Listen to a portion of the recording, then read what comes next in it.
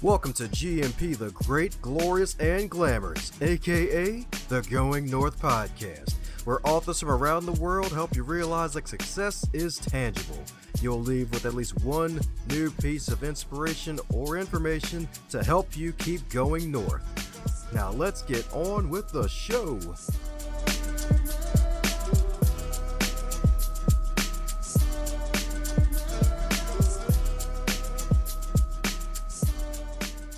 And today on the highlight reel, build it for authors known as the GMP, the Great, Glorious, and Glamorous, the Going North Podcast. We got one heck of a super special, awesome human for you today. My friends, got to thank my good buddy who's also in the DMV area, at least at the time of this recording, Miss Altavis Pelzer.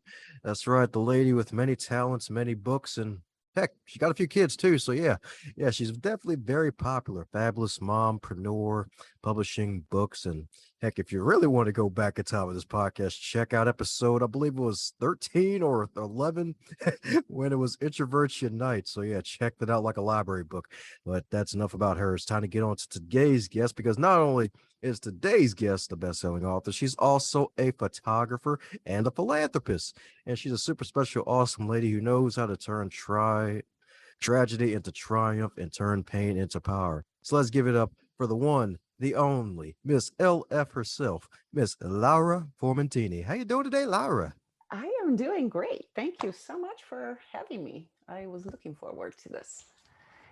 Yeah. So thanks for the wonderful introduction. and it's been a very interesting 2 years. And I am glad that I've done what I've done, because it was probably the most difficult thing that I've done in my life. And there were a lot of setbacks in doing what I did, but finally completed it. And so I am really happy, and I'm doing really well. There you go. Happy with all the pappies. That's what I'm talking about. Yeah. That's right, indeed. Well, it's a good thing you're still here after 2 years of having to go through some grief, and so sorry about what happened those couple years ago. I'm guessing that's what led you to where you are today. So mind filling in any cavities I missed about you in the introduction? Because I'm pretty sure I missed like a bunch of potholes, cavities, and probably some of the clear cream. Yeah. So I lost my son 2 years ago to suicide. And I've been a nonprofit photographer and a fundraiser. I've worked with many NGOs around the world. I'm originally from Italy, but I've worked in Africa and Central America and many disadvantaged countries. And on one of my African journeys, where I was collecting stories of transformation for one of my books, I received the news that my son had taken his life, and on the other side of the planet. So he was here in the US. And his name was Blaze, and I considered him my soulmate. And we were partners in crime on so many different adventures. We lived together on two different continents. We lived in Europe and in the US, and both empaths, both incredibly sensitive to energies. And we had decided to work together in the nonprofit field. So me as a nonprofit photographer and fundraiser, and he would direct the stories that I was going to collect. He would be the director, the documentary director, for these wonderful stories of transformation. But again, so I received the news that he had taken his life, and his brother called me. And his name, my son, the son who passed, his name was Blaze. And he was, again, this incredibly sweet, generous, ultra sensitive soul. And so it seemed like we both found our passions and shared the same emotions. And for them. Okay. So after I received the call that would change my life one more time, because I had gone through many, many different transformations throughout my life, I'll never forget how this Ethiopian stranger, I was in the middle of Ethiopia at the time. So this Ethiopian stranger, his name is Asefa, and he was a friend of one of my tour guides at the time. I was there with a few people, few locals. And he was a friend of one of my tour guides. And he said, I'll be with you, because obviously I had to cut short my trip in Africa to come back to the US. And he said, well, because of the tour guide cannot be with you today, I'll be with you all day until your plane goes back to the States. And so Asefa held my hand all day long. I frantically booked this flight to go back to the States.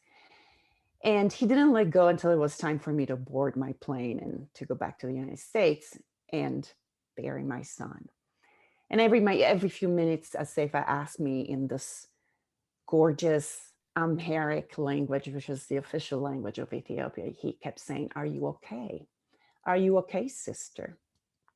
So there was like sort of like a sisterhood, brotherhood that formed right away with this person. It's almost like I had known him forever. And I was completely distraught, obviously thinking about how I would manage this on this desperately long trip back, because I was in the rural Ethiopia. And from there, I had to fly to Addis Ababa, the capital of Ethiopia, to Dublin, Ireland, from Dublin, Ireland to Boston, and then Boston to Denver, because it was the only thing that I could find that day. So again, I was so distraught, but his presence immediately became my savior, my lifeline. And I remember at the time, Asefa's wife was expecting their third baby. She was doing a matter of days. She was super pregnant, and he said, "No, I'm going to stay with you anyway," even if he knew that she could give birth at any time. But he met me as I shivered and shook and cried and not knowing what to do. But he kept holding my hand, and I'll never stop thanking him for being with me that day, because I would have never made it without him on this flight and without his precious presence. And when I asked him why he took such good care of me that day, when he didn't even know me, because we were two complete strangers, he answered and he said, "I didn't do anything special, Laura. It was my human responsibility." And that truly is something that filled my soul to the brim, and which helped me to make it on that flight.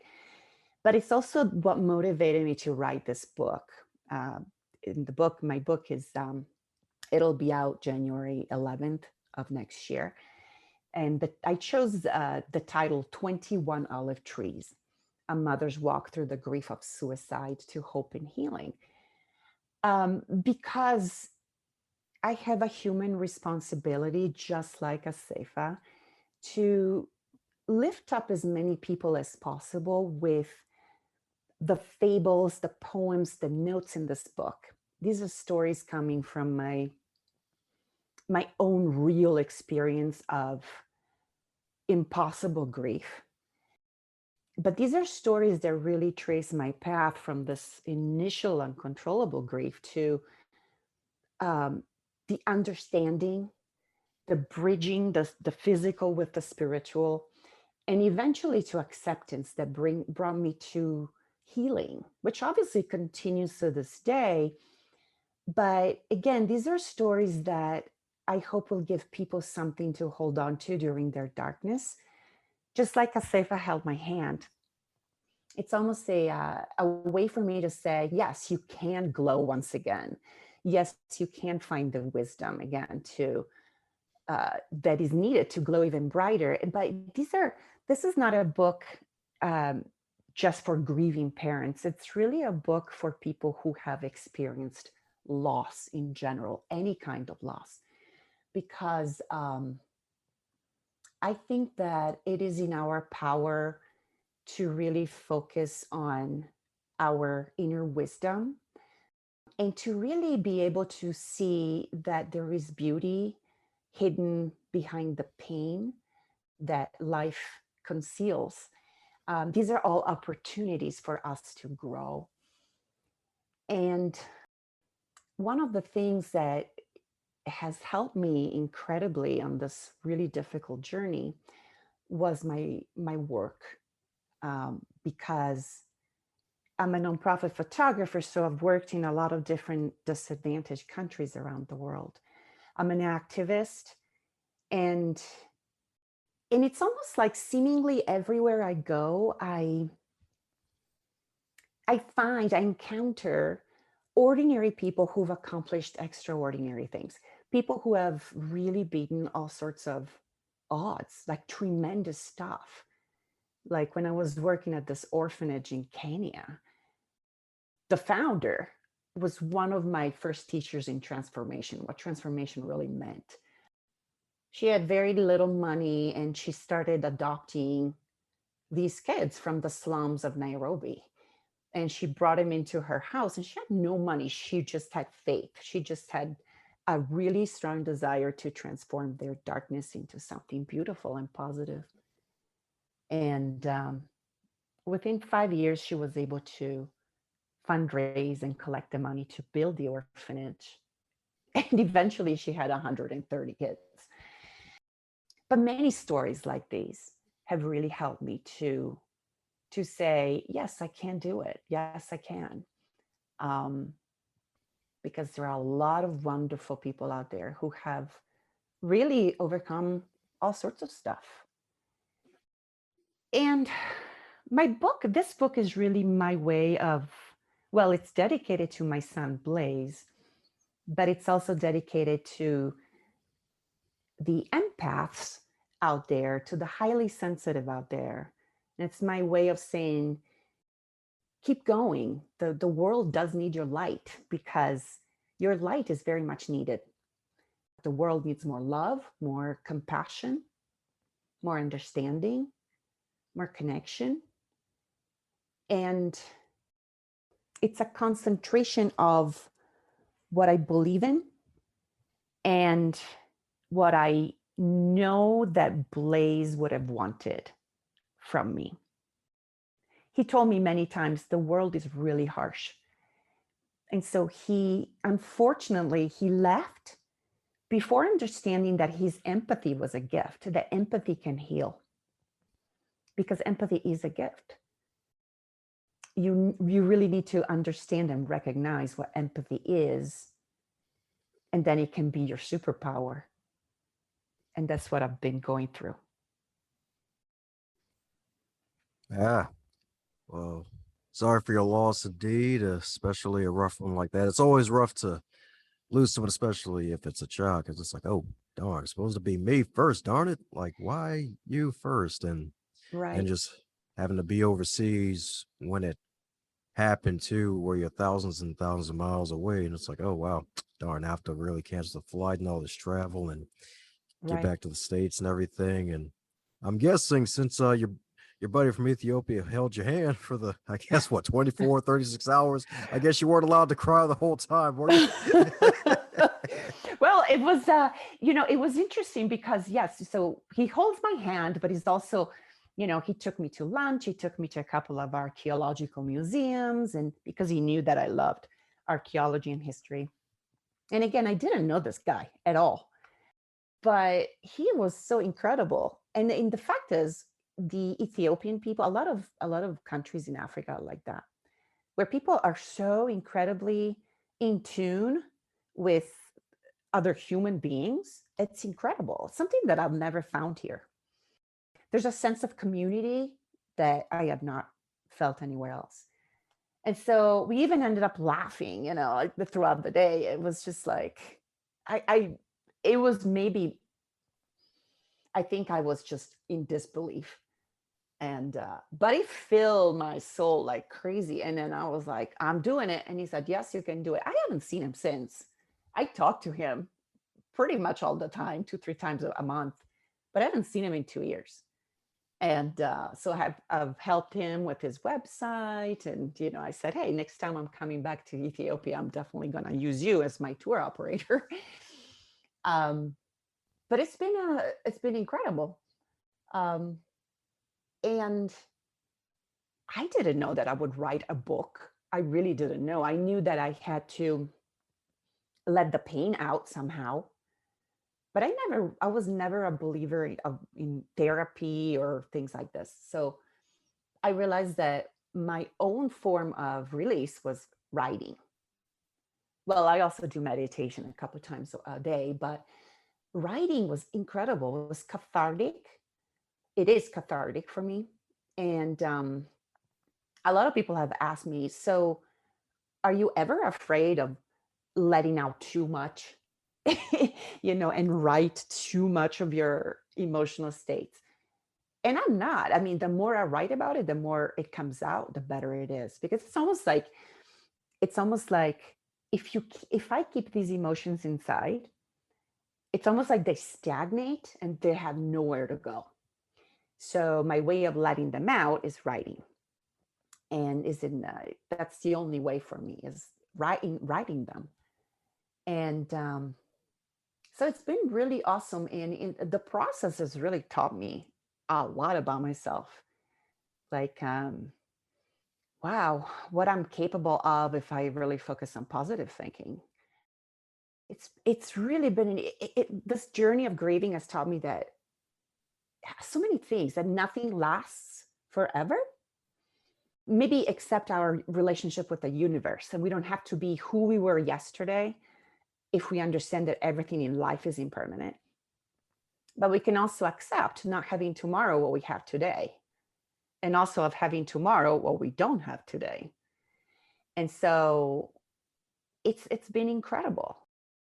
And I also, since Blaze was my soulmate, we would finish each other's sentences. We were just almost the same person.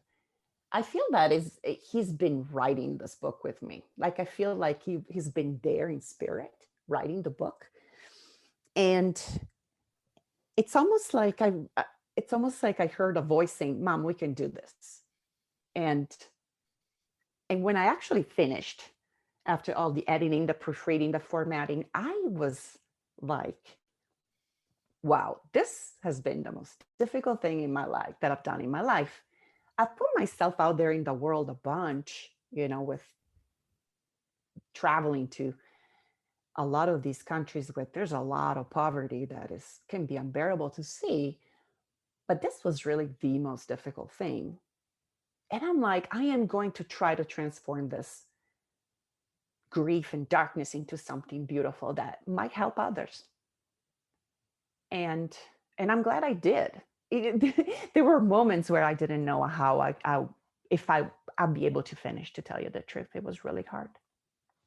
Oh yeah, I definitely can imagine, especially when a lot of the stories I imagine are personal ones, and especially with something as painful as this, it can definitely be hard reliving those stories as you're writing, since it's not a novel where you're just trying to be creative and explode random stories that are made up on the page. Like, it's your real life experience where it's still fresh. So, out of curiosity, the name Blaze, what inspired the name of your son Blaze? Are we talking like Fire Blaze, or is it something totally different?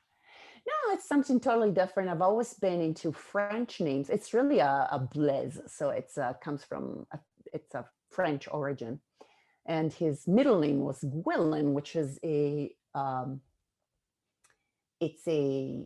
Welsh variant of William. So I've always been into really unique names, French, Welsh. I even like some Viking names. So, but I didn't want to go too far because those are unpronounceable. Um, yeah. But as far as the title of the book, 21 Olive Trees, um, it comes from the 21 olive trees, one for each year of Blaze's life, because he was 21, that I'm planning on planting at a healing center that I'm currently creating, and that is dedicated to his honor. And so I picked the olive tree because it's a symbol that of peace. And it's really also a symbol that reflects a lot of the things about him. Wisdom, he was a very wise soul, but also immortality, regeneration, strength, groundedness. And so I was planning on having this healing center this year, but obviously with COVID and all the restrictions, it's been very difficult. But I'm working on the physical healing sanctuary to be open possibly next year, towards the end of next year. And I'm planning on having 21 deep holistic healing modalities, and I'll plant the 21 olive trees. I'm still looking for the perfect place because I'm sure you know the olive trees, besides the Mediterranean basin, only grows in certain areas. So I'm not going to be able to plant the trees in Colorado, but it's going to be probably the coast, or so either California or Florida. And so I'm just really looking right now. For the moment, I'm putting together the healing modalities. And so I'm open for suggestions. Um, but it's been beautiful, and even now that I'm still healing, it's again, it's been a process. And the book traces the my process of from the total grief and darkness to, it's almost like sort of like a curve that you see, that the book traces from total darkness and complete, because I mean, in the beginning, it was really even difficult to get out of bed, but it didn't last long. I was saying, I've always been into very proactive and very active into I've been an activist for a long time. And so I said, well, maybe this is the most difficult challenge of my life, and why not? Why not do it? So, and I've never experienced the same amazing bond that I had with Blaze with anyone else in my life. So, and this bond has grown even stronger because I feel that the strong flow of energy that I still feel exists between us. It's almost like a soulmate relationship that continues to this day, as he acts as my muse to bring this healing transformation into the world. Oh, yeah, that's what I'm talking about, indeed. So now I got to ask this silly question. Since you mentioned you like Viking names, you ever cosplayed as a Viking in Halloween anytime before? I have not. Okay.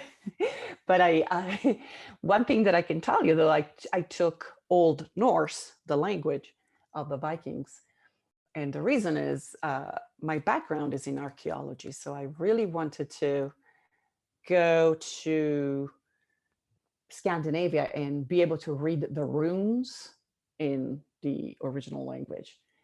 And the language turned out to be actually not as difficult as I thought. But I've always been fascinated by these really unique cultures. So, speaking of the costume for Halloween, no, I have not. Oh, okay. So I didn't even know you had a background in archaeology. So my Yeah. goodness, sounds like growing up you're interested in living many lives in one life.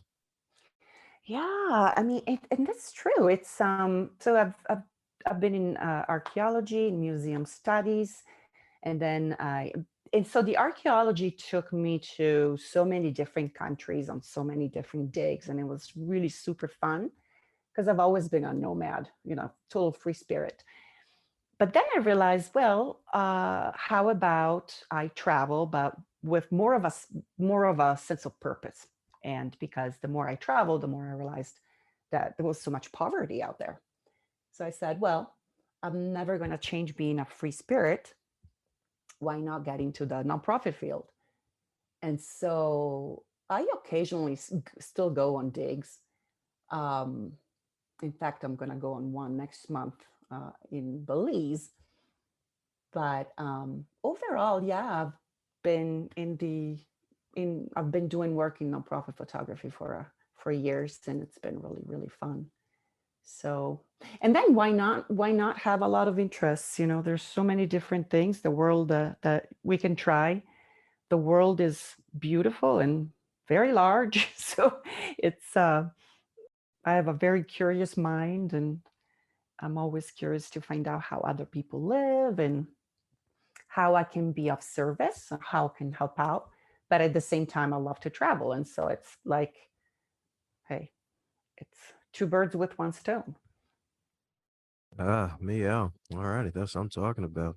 Yeah, Yes, indeed. Yes, indeed. So that makes you the second archaeologist on this show. All righty, cool. really Hi. cool.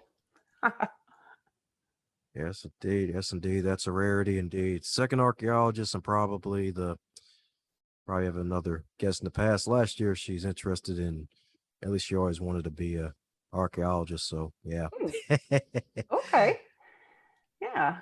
Yeah, it's super fun, and it's not the type of thing that you do if you want to make a ton of money, or if you want to necessarily, it's not that necessarily you discover out of the blue as the statue of a famous emperor or anything like that. But it's the adrenaline, it's exciting, it's learning about the past, and feeling immersed in these past cultures for me is really stimulating and fun. Um, so yeah, I went on digs in Greece and Rome and Spain, the island of Menorca. It's really fun. One of my favorite things to do. Ah, okay. So any travel tips for the aspiring free spirit who wants to travel when this COVID eventually gets to hibernation? Uh, well, it depends on where you want to travel, like what you like doing. So do you like traveling solo? Do you like traveling with a group? Um, Especially for females, there's lots of interesting tour operators um, that I've joined a few times. Instead of having to go solo, it can be scary sometimes. It depends on where in the world you're traveling. A couple of tour operators I love. One is Intrepid Travel, which is, I think the headquarters is they're in Australia, but they'll take you off the beaten path, and it's wonderful. It's actually my very first trip to Africa I took with them, and it took us to this trip took us to 8 different countries in Africa. So we started in South Africa, we went up to Zambia, Zimbabwe, Malawi, and then we ended up in Tanzania, I believe. But it was 8 different countries. And then the other one is G Adventures, which is basically National Geographic, and it's fantastic because you get to travel to. You can go anywhere in the world with them, and they'll take you off the beaten path. It's not like the typical just the 3 main cities in a country. It's you get to really savor the most remote cultures and get to see how certain people still live in the townships of, I don't know, South Africa, or all sorts of things. You can take horseback riding trips in the wilderness and see hippopotami come out of the Zambezi River, and I've done it all, and it's incredibly fun and fulfilling for me. But also there are people who just like to travel um, more like subdued type of trips, um, and I think that anybody, if you have if we have a chance, if we can take at least one time in our lifetimes a trip to Africa, that is really life changing. Not just because you see the poverty, but because it's so incredibly different than how we live here in what we call the first world country.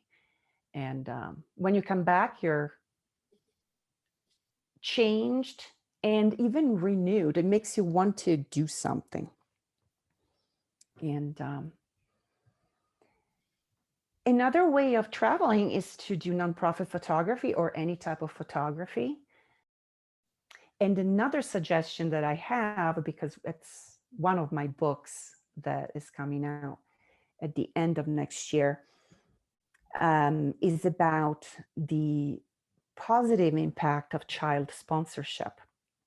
And so I'm working, I'm in cooperation with Plan International, which is an organization based out of Rhode Island. And they advocate for, they're advocates for the for girls' rights around the world and for child sponsorship. So wonderful opportunities to sponsor a child. And you can also, through the organization, set up a trip to go and visit with your child in their own country. And so, and that's another beautiful way of traveling. So those are my suggestions. So that's where the nonprofit photography came from. It's like, excuse to see the world. Man. That's true. For me, they're all, well, I'm saying it's there. It's not a one-way thing. It's a two-way thing. I'm having fun, but I'm also helping them. So it's not that I'm traveling as a martyr where, oh, I'm just giving myself like a, like a saint. That's not the point. The point is I'm having fun, but I'm also helping them. And so, and it's a blast. It really is, because you get to really see some amazing stuff that you would never see otherwise. Because it's one thing reading about a place, reading about a culture, reading about a country, but it's another totally different thing visiting the country and really, delving deep into their culture. So, yeah, you're right. Oh yeah, I can say that Sounds again. like sounds like an excuse. Maybe it is. I don't know. Well, that's called a reason. There you go. Reason. Yeah. Yes, indeed. Yes, indeed. It's like, yay, get to see the world. So, have you been in any situations that may have involved a dangerous situation to take a photo, like maybe getting there too close to the animals, or maybe a hippo probably running you over, maybe? Well, there was a situation where I was with this group, and we were camping on this island of the Okavango Delta. It's in Botswana. And our guide told us we need to set up tent at 6:30 or 7 p.m. and we have to go to bed not too late, not past 8 o'clock, pretty much after the sun goes down. And the reason was the river, the delta, is full of animals. And the hippopotamus is the typical animal that lives in this at the Okaval, the inside the delta. And so they come out at night to graze. And so we had to make sure they would stay inside the tent and not come out, because even if they're vegetarian, they are extremely aggressive animals. And so we had to stay inside. And that was really weird because right after 8 o'clock, these humongous animals, you could hear them surrounding the tent. They were grazing all over, and they sounded just like vacuum cleaners. And so it was really scary. So I didn't know. We just had to, it's almost like we were locked inside the tent and we couldn't go out until the morning. No matter what, we could not leave. So that was really scary.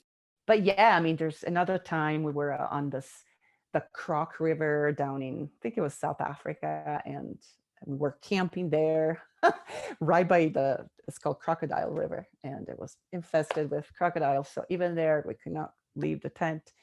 But lots of things like that. If you're not careful, it can be quick. So you just have to follow what the locals tell you, what your guides tell you. But again, if I look back at all these experiences, I'm thinking, wow, how wonderful. It's been really great. And I'm glad that I'm glad that I've done all these things. There were times where I just wanted to come back and just go back to normalcy and like civilization. But, at the time I couldn't leave. I had to be there. I had to experience it because, hey, I picked it. I picked that experience, so that was it.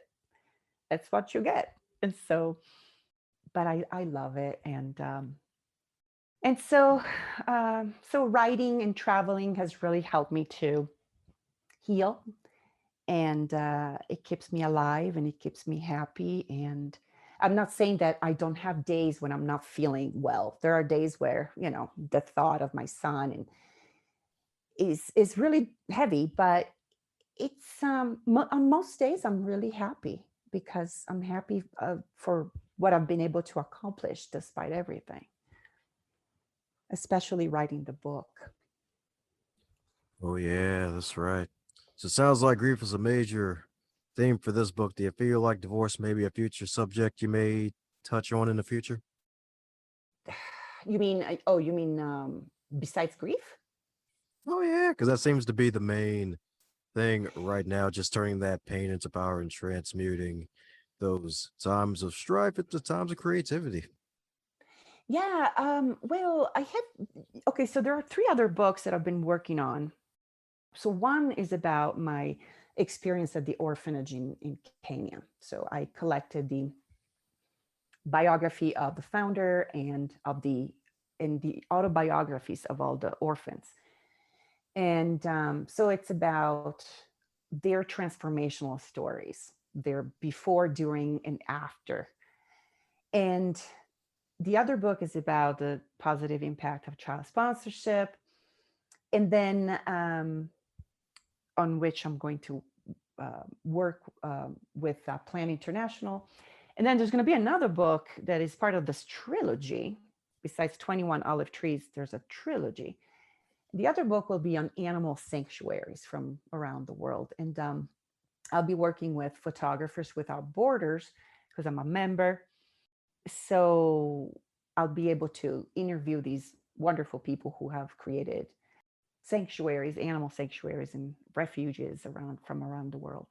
So it's all about, really, these are all transformational stories that trace, their beginning, where, they were clueless. The page was blank, just like me when I started writing this book. And then all the setbacks.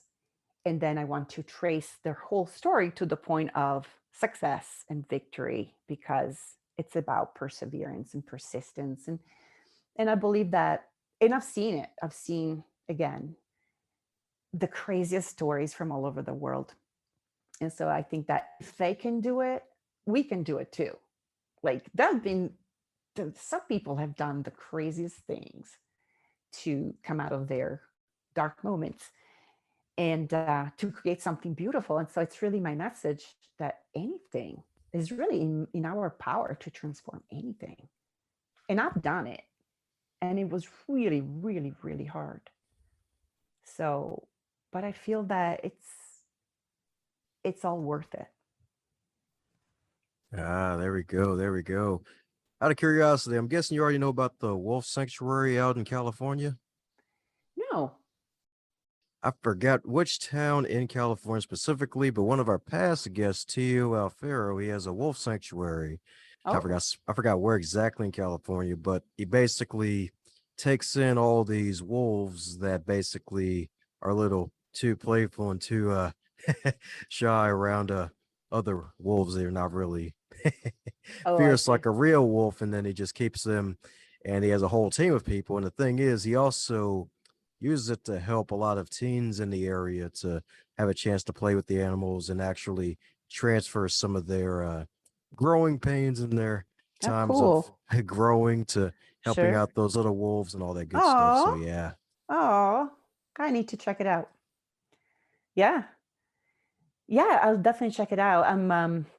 The specific book on sanctuaries, I think I'm going to focus on the Central America part, like Puerto Rico and Costa Rica, because I've already worked there.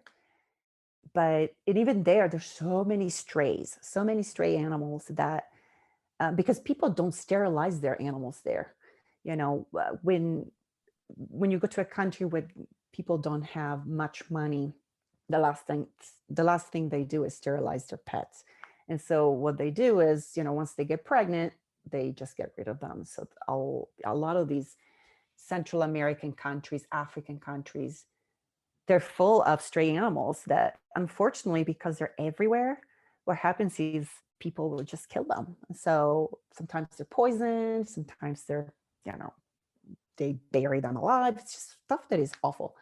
So, so these sanctuaries, these animal shelters, or that I call sanctuaries, a lot of them are created by people who have even moved from Great Britain or somewhere in Europe or the US to these countries, and they've left everything behind. They've sold all their properties and to create something like this. So that's what I'm going to cover. And I think it's beautiful that, you know, once we realize that there are a lot of really awesome people out there that, you know, are working behind the scenes.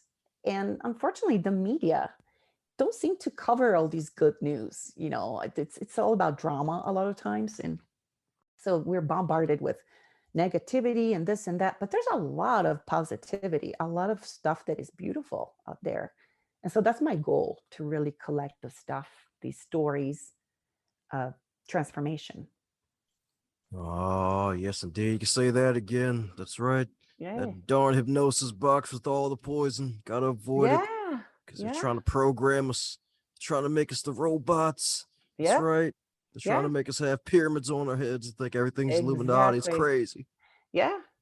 So hopefully these stories will, you know, intrigue, inspire, give hope, and, you know, offer ways for readers to transform their own personal loss and pain into something positive.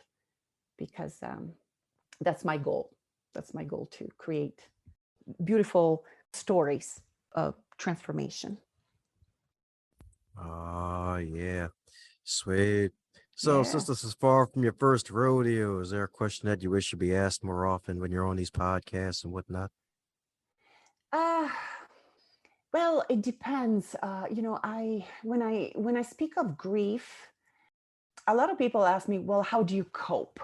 Okay, how do you cope with the grief? And because some people, I've been on a couple of shows where people will say, how do you cope? I wouldn't be able to do it. And I think it's all about practicing something that I call loving action. It's not, if you let the love, what is grief? Grief is really love that is stagnating inside of you, that needs to move, you know. So it's, you need to move it, okay, move it out of your body. And so how do I cope? I cope by being active, I continue being an activist. I write, and I I like promoting this idea of loving action. Loving action really stems from us. We don't need to create anything grandiose. We don't need to create an orphanage or anything like that.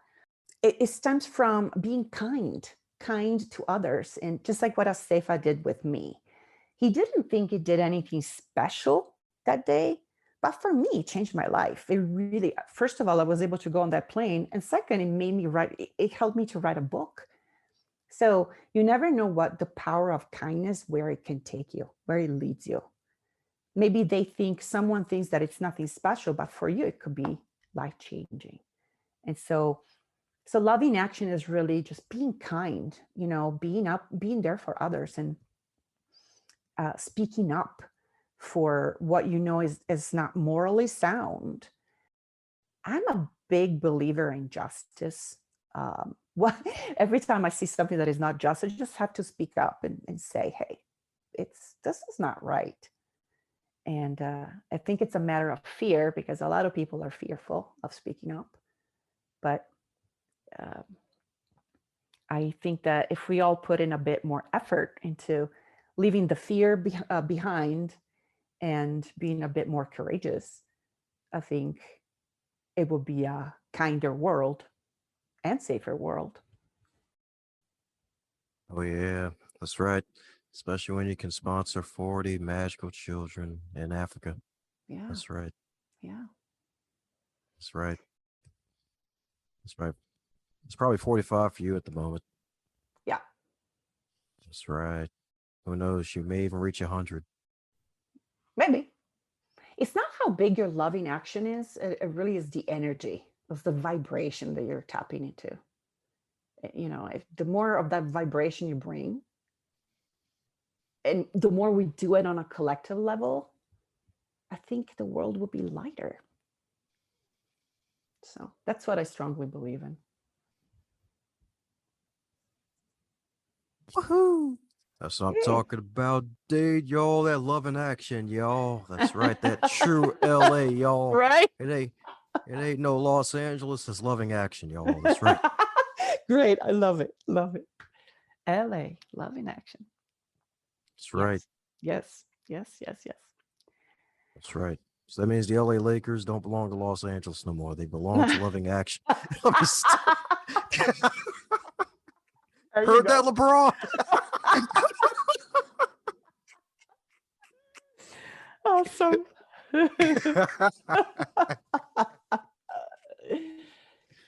Oh man. Oh man. Yeah. Well, we're coming down to the magical question that every guest gets to receive, and that is if you're to wake up tomorrow and you're 25 again, but this time in the current year with all of your knowledge and experience, what advice would you give to yourself? I think that okay, so um I think that we shouldn't get too attached to material things. I think that okay, if I went back to 25 or 20 or 15, I would say, okay, material things are important to survive, but they're not necessary to really live fully. I think that what really matters is the experiences because, anything stuff, material stuff doesn't last. The experiences do. And so I feel that everything in nature transforms. And we all belong to that constant natural process of change in birth, death, rebirth. And so I think that it's important to focus on the experience more than the material stuff. I'm not saying that it's wrong to have a nice car or to have a great home, but it's also nice to focus more on the beauty that the experiences leave, uh, because those last forever. We can look back when we're 80 or 90 and say, wow, look at all the stuff that I've done. Whereas maybe your beautiful car that you bought when you were 30 is no longer there, and you're like, so that's my advice to my 20-year-old self.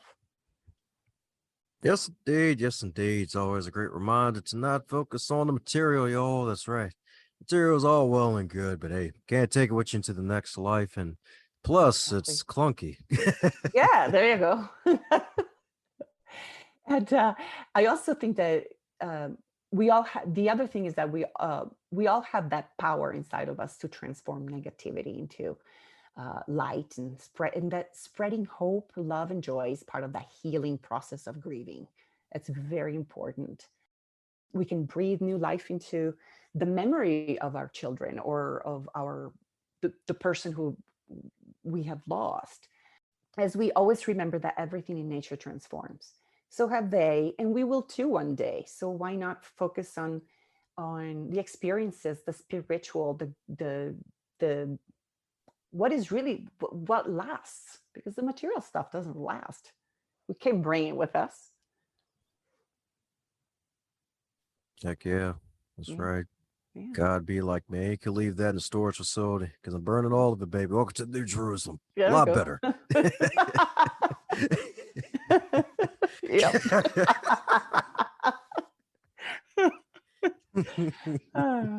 Yep. That's So right. yeah, so this book will be out January 11th, 2022, and it'll be available on Amazon, and the audiobook is coming out as well. And um, the audiobook will also go to educational marketplaces, so it's going to go to libraries and universities, and so I'm glad that it's going to be everywhere as well. Hey, are you reading Yeah, your book? yeah, Yes. All right. yeah, There yeah, we go. That's yeah. what I'm talking about. You Right, could take her on the go, y'all. That's what I'm talking right. about. Oh yeah, That's what I'm talking about. She's reading her own book. Hooray. There you go. yeah. That's right. You can get Yeah. that. You can get that wonderful Laura, lovely Yeah. Laura language in your ears even more now, y'all. I'm telling you, that's right. You get to Yep. hear the occasional Italian R's roll occasionally, maybe. Laura. That's right. Yep. That's right indeed. Oh Yeah. man, if I could roll R's, I'd be even more of a weapon. All right, that's what I'm talking about. You can't roll your R's? Nah, never learned how. Really? Nah. My brother, who is also Italian, he wasn't able to roll his R's until it was 13. So doesn't happen for everybody. Takes Yeah, practice. Yeah. well, that's him. It took him till 13. Like I'm almost 30 here. It's like, so what are you trying to say here? This time.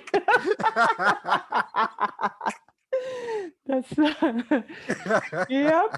Yep. So hey, there are people who learn, I don't know, Latin in their 70s, 60s. So there's always time. We're all different. We all learn at different times, different stages. So just tell him it's gonna take 40 years. All right, I see how it is. All right. Mm-hmm. Yeah, I knew you had it in for me. Yep.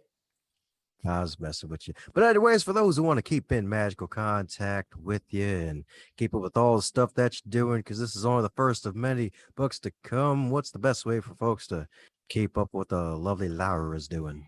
Okay, so my website is lauraformentini.com. So it's LauraFormentini.com. I'm also on Instagram at author Laura Formentini. I'm on Facebook. And I am going to be a speaker for the Women in Publishing Summit next year in March. And I will start speaking next year as well. So I will definitely post more info on my website as things keep developing. And it's been a wonderful journey. It's been a process. So I blog all the time. And so if you'd like to keep up with everything that I'm doing, pretty much everything's on my website. So Woohoo! Well, there woohoo. you have it, folks. There you have it. So make sure you buy a copy of the book, the audiobook, the ebook. Share it with your friends, share it with your family. Heck, maybe even share it with the baby crocodile, y'all. I'm telling you about the 21 olive trees. Indeed. That's right. When you go to an Olive Garden restaurant, you show up with that book in your hand and be like, all right, so I got this book called 21 Olive Trees. Where are your 21 olive trees at, y'all? Where is it? And you'd be like, get out of this restaurant, sir. You've obviously had too much to drink. And you'd be like, no, you need to read this book. There you go. Yep, they're all in there. So, and at some point they will be at some physical location, so we'll figure it out. But I will also post that and keep everybody updated on where these olive trees will be planted at some point. COVID permitting, restrictions permitting. So That's right. There'll be a whole olive garden of hope. That's right. Or should I yeah, say an olive forest of hope? yeah, a grove. There we go. Yeah, There thank we you. go. Grove Street is king, y'all. Yeah. So for those who, oh, I already said that. That's like the third time this week I've done that. So any parting words before we close up shop? Any closing words? Well, there's a really great quote, and this is for grieving parents. Okay, it's a great quote by Khalil Gibran, who's this Lebanese author, one of my favorites, and he wrote, "Your children are not your children. They are the sons and the daughters of life's longing for itself." I feel that it's true that we give birth to our children, but in the end, I believe that they have their own path and they have their own journey. And I realized that because I've really done everything for Blaze, and he decided to go because I think it was really the end of his journey. And you know, everybody has their own journey here, and we all choose different paths. And I believe that although we give birth to them, their soul is their soul, it's their journey. And so that's how I feel. And this is what I tell grieving parents. You cannot control the journey of the soul of someone else. It's their journey, it's their life on earth. And so that's what I truly believe. How's it going, my friend? I'm so glad you made it to the end. That shows that you are an uncommon finisher, and I am so grateful for you sharing your ears, your attention, and your time to this wonderful podcast to do something that'll take yourself to the next level. And for everybody else involved in this wonderful program, share it with at least 3 people in your network so that way more folks can not only catch the fire that is on this podcast, but can also be inspired to be their best. Advance others to advance yourself.